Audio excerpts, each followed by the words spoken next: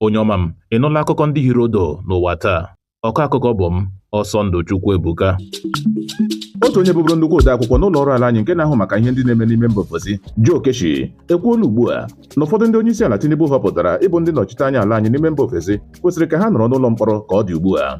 A ga-echeta na onye isi ala nọrọ na ngwụcha izu gara aga họpụta Mahmood Yakubu, Reno Mokri, Fani Kayode, Okezi Ikpeazụ, Nwaoji Kalụ, Neya Kalụ na ndị ọzọ dịka ndị nnọchiteanya ọhụrụ n'ime mba ofesi. Ndị omekome na-eyi ndị ọha egwu awakpola ụlọ ụka ụnyaahụ bụ Sọnde n'ime steeti Kogi ma tọrọ ụkọchukwu, nwunye ya na ọtụtụ ndị ọzọ n'oge ha nọ na-enwe ofufe.